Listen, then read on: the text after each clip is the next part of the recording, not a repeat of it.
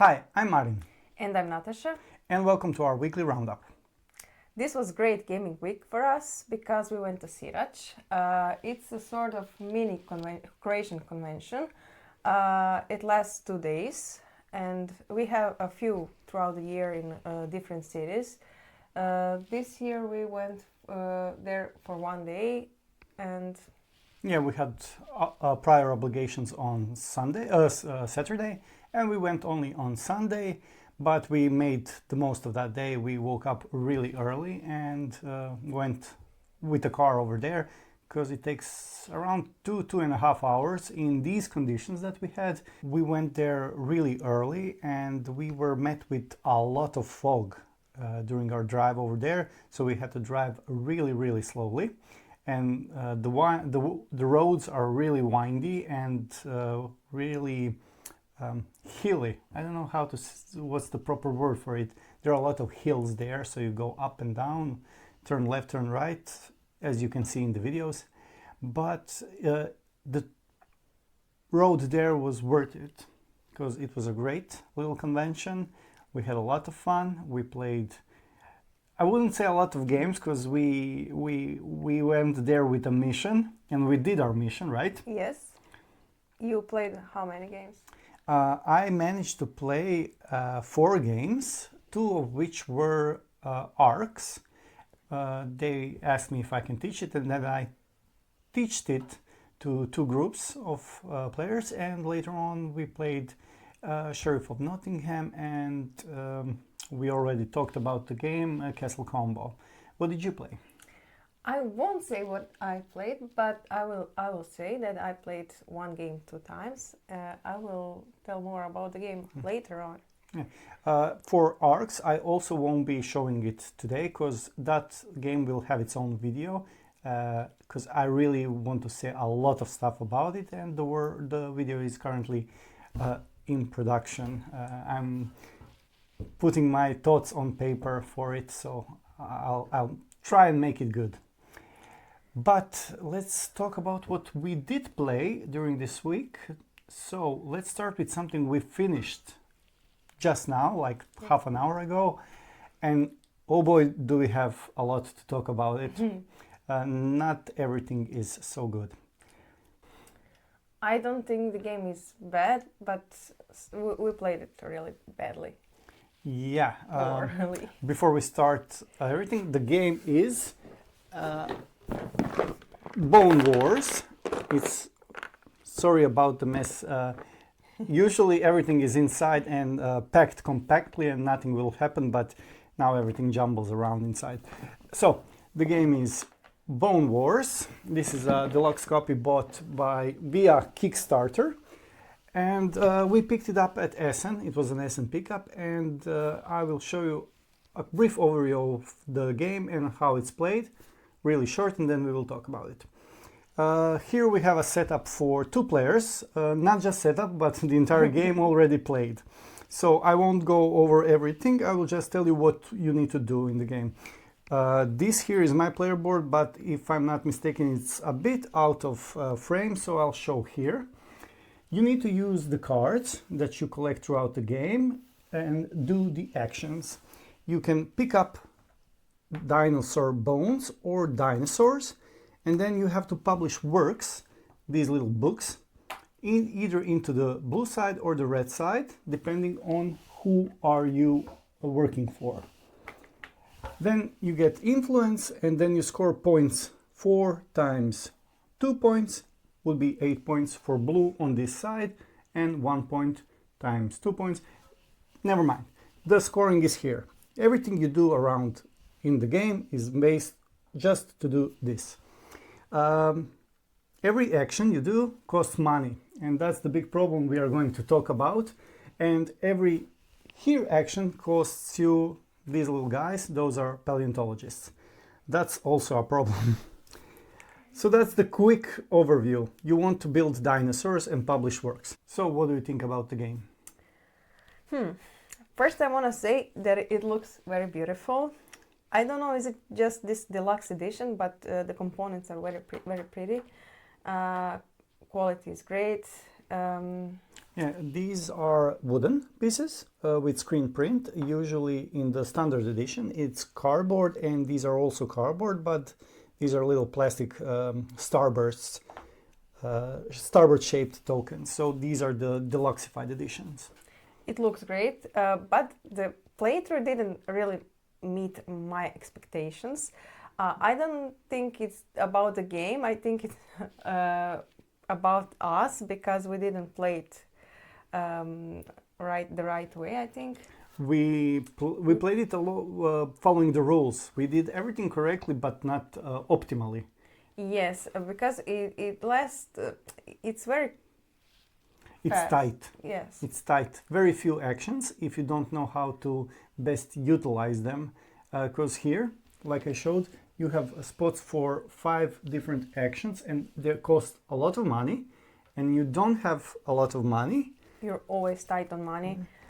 And if you don't get them as a secondary condition to your actions, you will lose out a lot.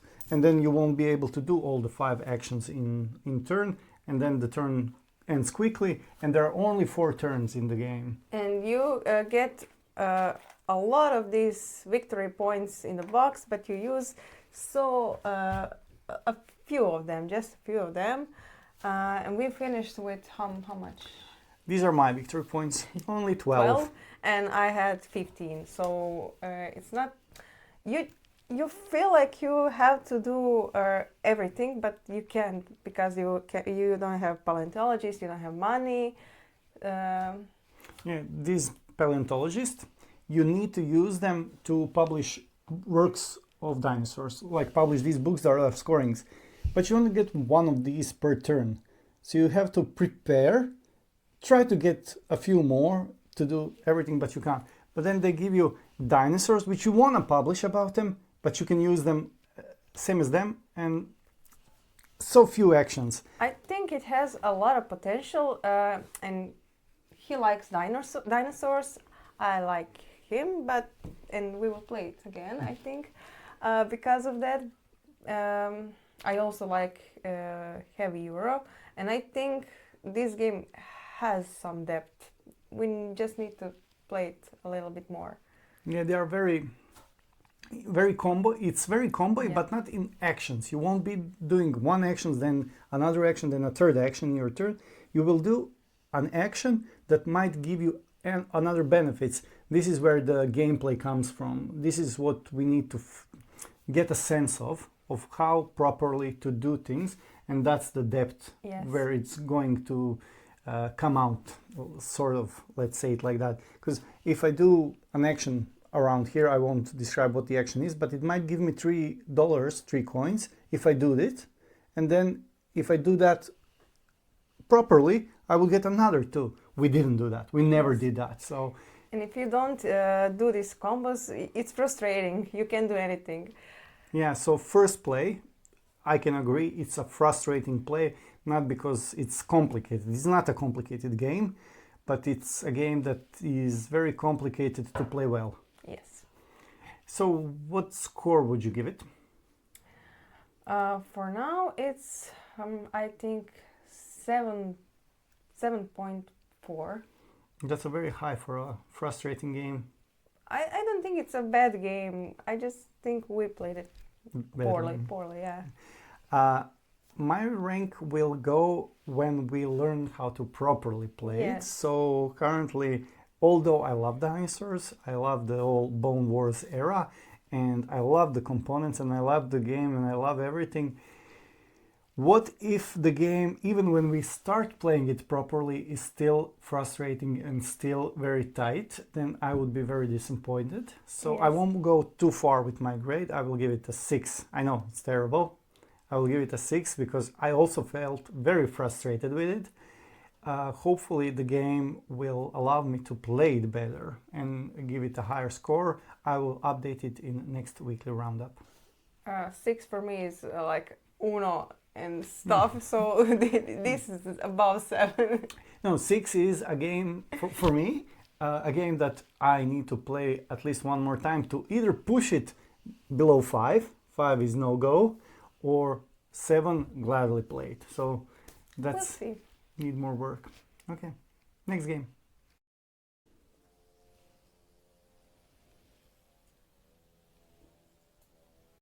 Next game we played is a game I played 2 times in Sirač, and 1 time after that.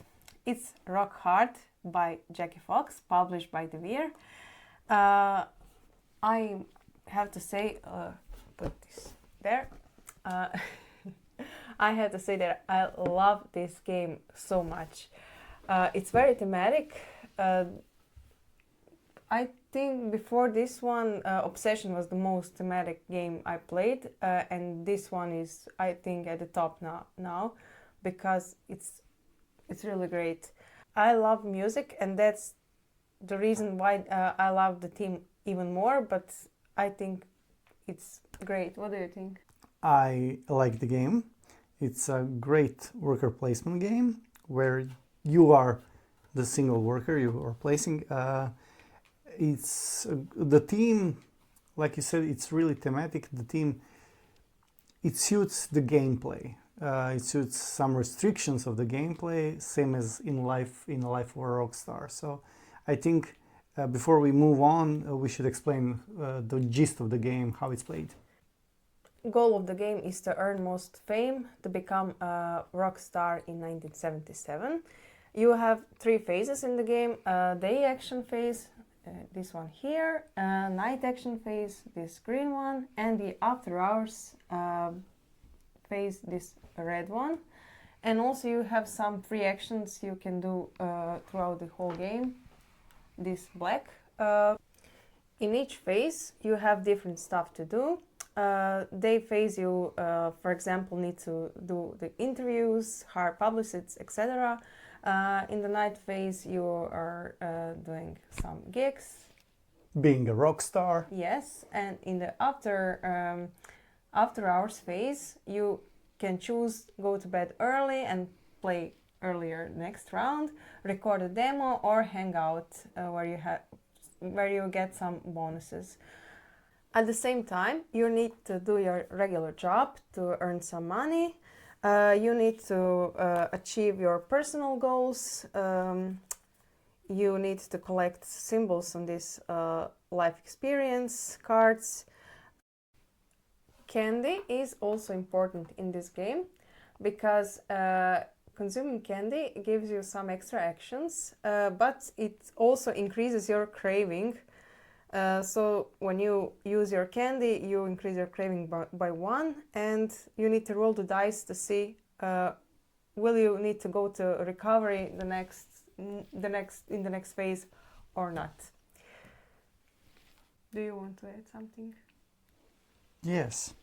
I mean, not on the teach part, but I also do have a craving for candies, but sometimes I get bad candies and they don't give me my craving. They don't satisfy it. I think the game is very nice, very well balanced.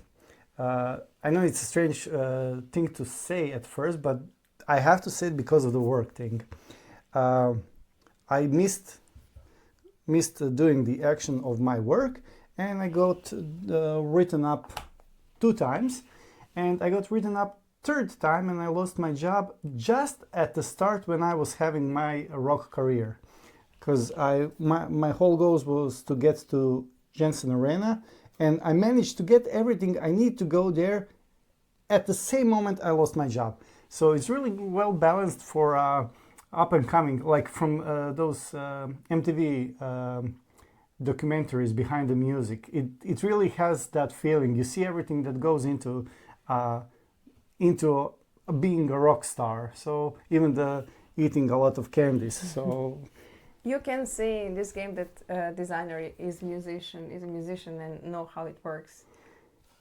Yeah, well, I don't know her. I don't know of her. I know she's a guitarist or vocalist in Runaways. Guitarist. Bass player. Okay. And she has some knowledge of how to be a rock star and what it takes to do it. So I'm guessing she did pretty well.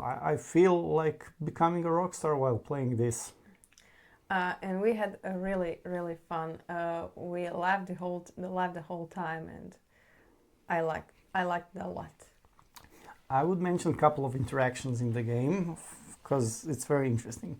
So, if we go back to the board, you see some of the locations, the gigs, don't allow you to use candy while you do it. I mean, rock stars probably like candy and they will do it while eating candy, but here the game limits you for some things. But if you use it, you probably get one more action or two actions if you're very lucky. And then if you do the gig and then you have that extra action, you can go to black areas here that allow you to do things in addition to those actions here. So I would sing, then I would use my candy, and while having a sugar rush, go and donate blood, something you really shouldn't do, but the game allows you to do it, and it's very fun. It's a lot of comedic moments while playing the game, like giving blood while sugar rushed, writing songs. You can even sell candies. You can be a really good candy man. Those some interactions are really fun and bring out the smile on your face. So it's fun game. And one more thing before the score. The record deals and managers. So in order to have a record deal, you need to have a demo tape. You have to record a demo, which is, sorry for the mess now, they're really slippery because we put them in sleeves. If you record the demo, you get the track. Then you have to use that track to get the demo, to record the deal, and you get the record. And then you can do the Carter Stadium show, because the requirement is to have a record deal. And then you can try to reason a better deal, and they will give you money. At the same time, you have a manager that gives you little or no benefit. If you use it in a proper way, a little bit of a benefit, but they cost a lot of money. But it can give you some great benefits. You didn't use them. I had one that would turn any number into +1. So if I get 1 +2, I didn't use it the entire game. Your manager was lousy. Mine was very good. But he still asked for my money. And if I couldn't give money, he would rock my fame down. So for each money, you lose 3 fame. Very sneaky, very bad manager. So the game is about music, about money, and about how to become a rock star. And very fun interactions, very fun game, and very tight. And the score is? The score is 7.8. 7? Yes. Why? It's a great game. You're not a musician. You don't like music. That's correct. No, let's not get hasty of ourselves. I like music. It's not just something I enjoy every day. That's your niche. That's yours. So 7.5 is a great score in my game portfolio. Let's say it like that. And I would give it 9.2. Very nice. And our next game that we played is none other than Rainer Knizia Rebirth. That was his big SN game of this year. And there are similarities to some other games like Cascadero. Somebody made that connection. Those who know how to play Cascadero will probably see and say, yes, that's the part that's similar.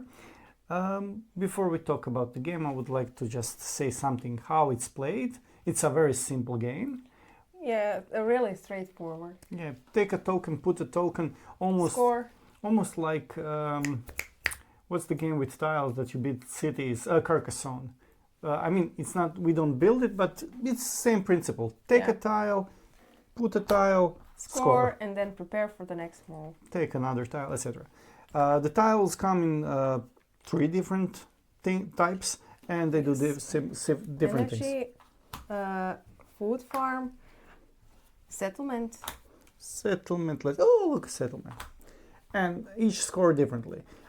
When you place an energy, it scores how many energies you have in that in that row, for example, in that group. In the group. 1 point, this would be 2 points.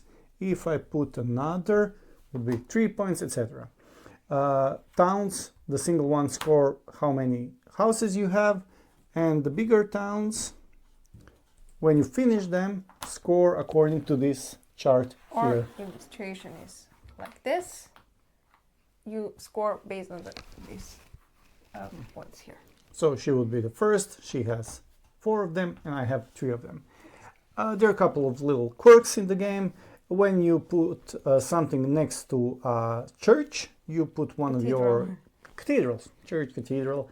You put this little something, and you get a end game scoring objective, and you can get a lot of those around the game board. I think you can get 8 total. Probably because we have 8 of 8 these. cathedrals. So next player can also take that position by placing something next to it. Yes, and if I place this one here, I will get this card, and also I would control this castle, so I can put my castle here. However, if somebody gets a majority around it, they would take control of the castle, discard theirs, and sorry, these have to start turned over, so I have to look for what I need. For example, in this situation, I would have the majority, and I would just swap the tower with her. However, You destroyed my castle. if it's the same, then the one who built it before is tiebreaker. Yes. Quite a straightforward, simple game, and as those who know how Cascadero is played, it has some DNA, similar DNA in it. Also, you get actually 2 games in this box, because you have Scotland map and Ireland map, and I heard that there is a lot of strategy in Ireland map, so I'm looking forward to it. Yeah, there are a lot of new tokens, and You have new some map. extra cards and some extra objectives, I think. So this is easier one, and the Ireland is with get more strategy in it. Yeah. The game is also quite fast. Yeah. We were winding down our play sessions of that day, and we said, let's try Rebirth, see how it goes. I was quite, I wouldn't say surprised, because it says on the box how it should play. It says 16 16 minutes, I think. But we were a lot less, and I was left. I wanted to play more. It didn't satisfy my craving. The candy. I think it's better in 3 or 4 players. We played it at 2, and it wasn't really challenging. We had a lot of open spaces, and it wasn't very tight as we like it. Although the rules say that you should cover some spaces up with third color, it didn't help. Reducing our abilities to play styles. We almost placed every single one. There wasn't anywhere where the rules say if you don't get to play something, if you can't find a place for it, place it on the empty ones. That didn't happen in our game. We could place everything. Also, you can score 300 points in this game, but we didn't. We scored something. I don't think I flipped this. Around 100. Did we flip it? Yeah. Oh. It was 100 was here, so 100 and something was our score. So how did you like it? What score would you give? Ooh, that's 2 different questions. I think it's like most of Rainer Knizia games, it has math behind it. He's a doctor in maths or something, professor, doctor. Sorry, Knizia. And I think he did the calculations and he envisioned it okay. So the game itself is probably great and okay. Fun. I think it needs something else to be fun. Maybe the Ireland map. This was too light. Too light. Yes, it wasn't. I wouldn't say it was fun, but it was good. It was good. I enjoyed it. Yeah. Ireland. I want to play Ireland. I think that will be the crunch I need. My score would be 7. It's okay, I would play it again. It has room for improvement. Let's see what second board gives us. What about you? My score for Scotland map is 7.7. 7.7. Nice, nice. I will see how it would change when we play Ireland. We'll see. This doesn't go here, this goes here. It's important to have houses in your settlement. Yes. That's it. Next game. And the next game we played was Spectacular. Was it actually spectacular? I wouldn't say it was spectacular exactly, but it was really good. Yeah, really good is the proper adjective for it. Before we start the conversation about our thoughts about it, let's quick dive in how to play it really quick. I could easily teach you everything you need to know about the game in a couple of seconds, but just a quick overview.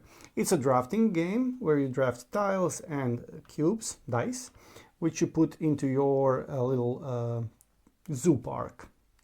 On your turn, on everybody's turn, it's a simultaneous game. You'd pick either a die or a tile from this little shared pool. Let's put this here. And you pick one of these into your little west part of the town. And then you put this here. I would take hers. And then we would draft again. And we draft until everything is taken from these little tiles. These are refilled, these are not refilled. At the end of the round, we do a scoring, then we fill it up again and do that one more time. The scoring is simple. When you have a group of yellows or any other color, and you have these tiles with 1 or 2, let's say we did this will score you how many tiles are there, times the cubes, etc. Similar scorings for these towers again. If you circle this thing, you put it, you score dice around it, etc. Very simple game, Yes. very fast game. I don't know, I think it's the same in 2 players or 4 players or 6 players because everything is done simultaneously. Yes, that's the part I don't really like because I like to think about my moves, and it all happens so quickly in this game. It's about how It says 20 to 30 minutes, and I think it's 20 to 30 minutes just because of the scoring. Yep. It takes time to score everything, but the gameplay is 15 minutes maybe, no matter how many players are there. And it's too quick. It's really too quick because there is a pressure, not a peer pressure one, but a pressure. I have to do everything now because everybody's waiting on me. But it's a good lightweight game. Yeah. I wouldn't say an opener. I wouldn't open a night with it. More like Castle Combo or something like that light. Point Salad is great for opening game nights. This would be like a second game to play. Quick, easy, and it was fun. Was it fun? Has dice. Yes, it has dice. You can Oh, roll yeah. the dice. Yeah, there are a lot of dice, and you We use love them. dice. Yeah, we love dice. We haven't played Sparks yet, but Spectacular and Sparks have a lot of dice. So I have to say, just I don't really appreciate the art. I think art could be better in this game. It's not a detriment to it. It's okay. It's functional art, but I would love a little bit more finesse in it. I love the colors. This green, yellow. Yeah, primary colors, and these towers are big wooden chunky pieces, so that's nice. The cubes are nice, the cardboard and everything. It's nice production. Production is very nice, and I think it's a very functional game. Yeah. There was a lot of hype on Essen for it, and some of that hype it deserves. It's a fun game and not much in that 20-minute range. There weren't any competition in it, not a lot. Yeah. So it most certainly deserves the hype, and it's a recommendation to play it. I would give it 7.5, just as our previous game. We'll see. Maybe there is some hidden depth in it that we haven't noticed yet. Who knows?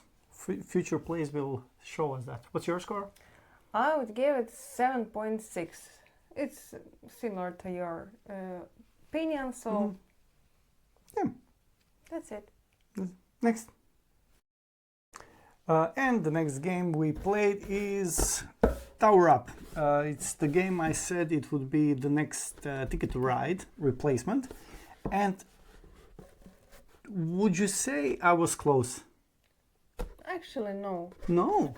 Okay. Before I ask her why, I want to show you how it's played and then we'll talk. So, here is the board in play currently. So, we are building out the city. These high skyscrapers. Skyscrapers. It's a hard word to say in English. If you're not a native English speaker, don't knock it. So, on your turn, you can do two things. You can either take one of these cards and get what's on them. For example, here I would get two of these brown pieces and one of, this is probably black.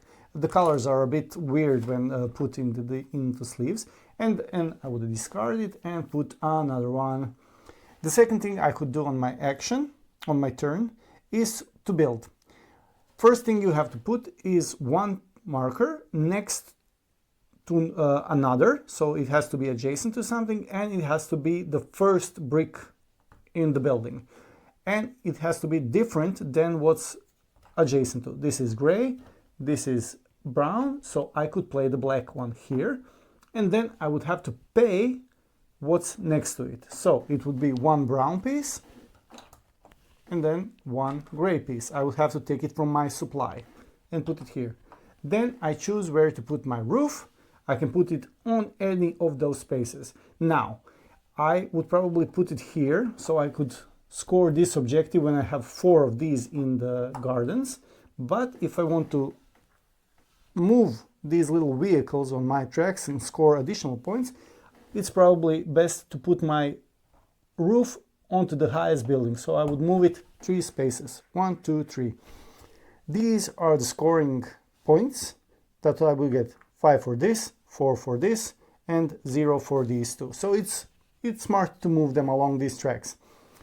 Also, this is smart to do, and that's pretty much the game. You build out, you get objectives, and you score here. There are little tricks here and there how to increase your productivity in this game, but that's basically it. And I say it's still along the lines of Ticket to Ride. What do you think? I think it's a lot easier than Ticket to Ride. Would you say?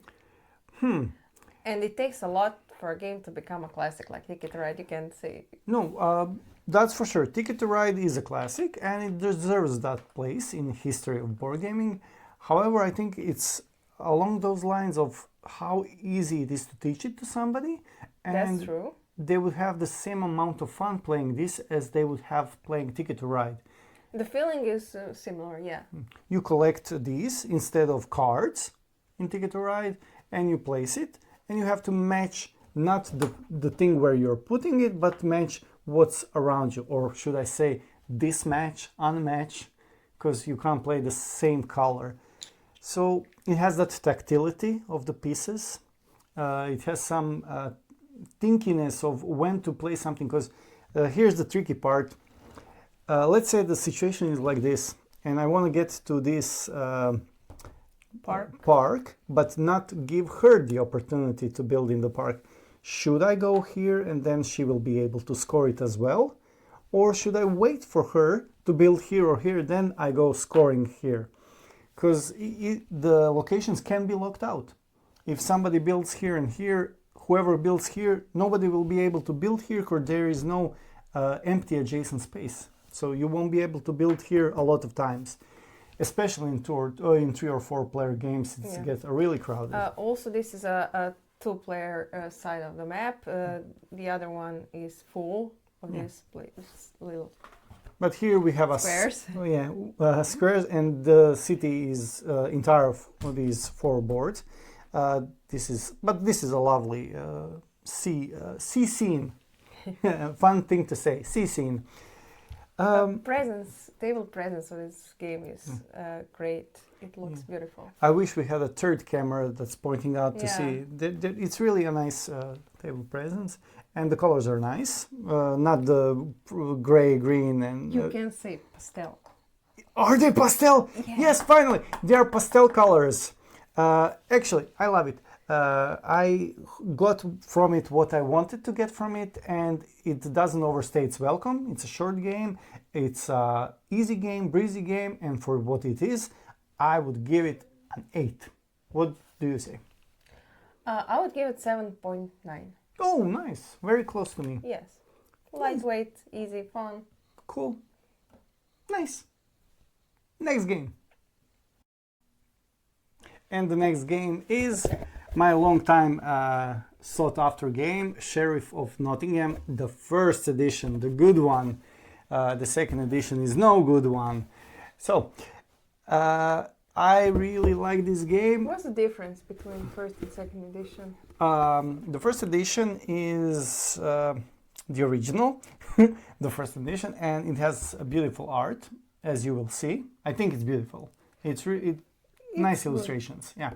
The second one is not so nice, and they went with almost Excel looking like graphics. Like I'll show you the picture later, and I will put it in the video. Is there some difference in the gameplay? Yes, the second edition comes with a couple of modules from the expansion. So if you want purely gameplay and don't care about what it looks like, sure, go for the second edition.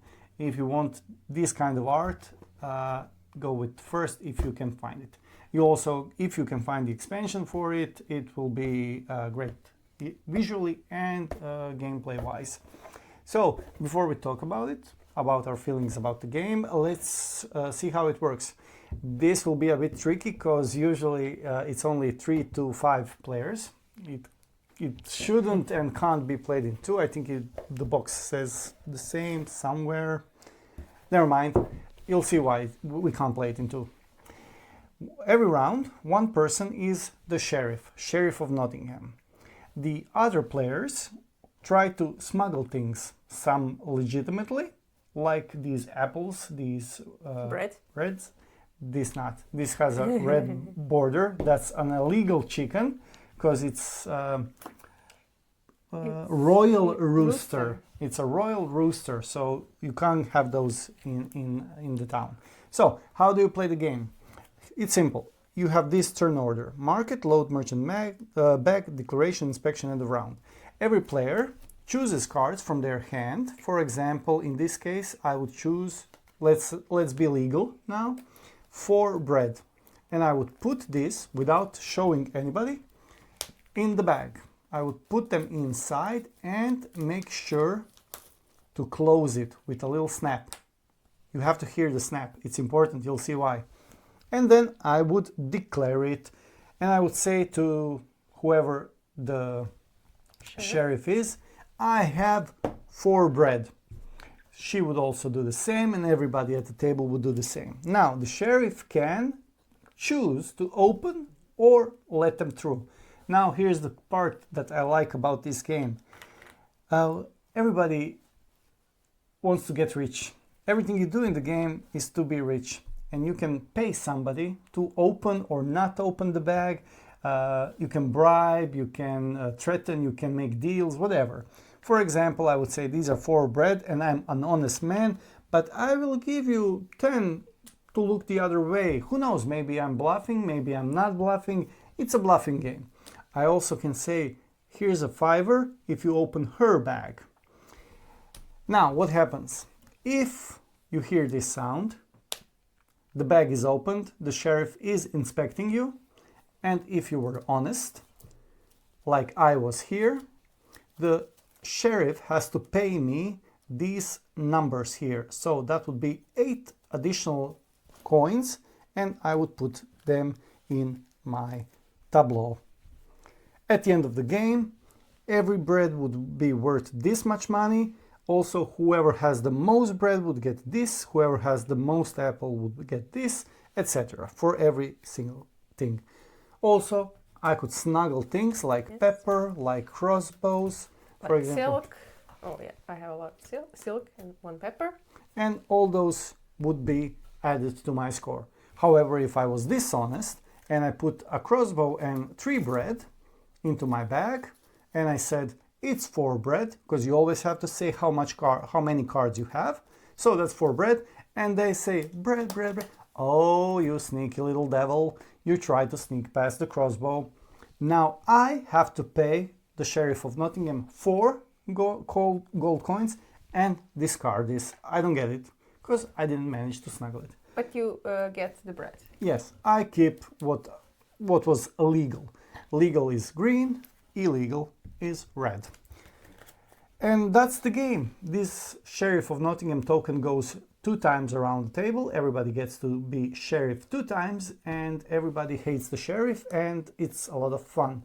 A lot of negotiating, backstabbing, etc. My feelings about the game are very well known. I already said it. I love it, and I was looking for the game for a long time, and I love everything about it. It's a lot of fun, short play time, so it doesn't overstay its welcome. About 45 minutes, I think. Yeah, it took us like that last night. No. Yes, last night. Yeah. Yeah. I don't really like bluffing games. This is not my type of game at all. I like to play it safe, so I'm a bad liar. But this was fun experience to play, I have to say. But I don't know, would I play it again? Interesting. If I recall correctly, you did smuggle a couple of bad things, so you were a bit tricky there. You were very close to the victory. Yes, but when I was sheriff, I didn't believe anyone. I said you are all liars. Didn't take any bribe, so Yeah, it's not a game for me. But honesty pays, right? Crime doesn't pay. She opened everything. We failed. Then I got confiscated a lot of pepper. I remember trying to smuggle a lot of pepper, and I was like 20 or 30 points behind you. Just for clarification, so you know how much of those points are valuable.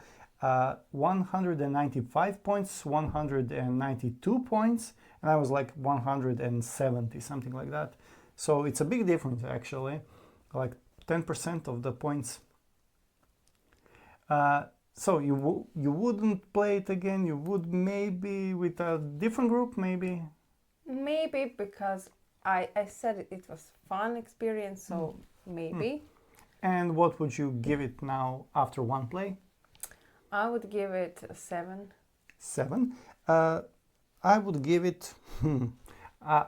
Look, I love the game, but it's not like turbo awesome game, so it would be a 7.6, 7.7, 7.7. Let's put it 7.7. It's a fun game, fun little filler game for, especially when the evening and the party has already been underway for some quite time and people are loose and talking and having fun. Yes. Yeah. And that's pretty much it for our games this week. We played those games. Did we have any? We had few games that we played, but we already covered in previous roundups. Like Castle Combo. Yes. You played Arcs. Yeah, played Arcs. Like I said, those will come later. The review, standalone review of Arcs, because I want to do something with the review, like you'll see. And what else? Yeah, there was one thing else. I've organized a tournament in Summoner Wars. I would like to say something about that. 16 people played, and it was quite a party, quite a tournament.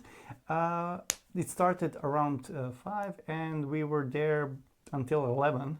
Yeah. So it Close to was midnight. Yeah, it was an awesome game night, game day, entire day. Alpha M sponsored some rewards or my little association, board game association. We had some rewards and people had a lot of fun. Check out our page for next tournaments if you want to join, and that's pretty much it. Thank you for watching. Like, comment, subscribe, and all that thing. I am Marin. And I'm Natasha. And see you next time. Bye-bye. Bye.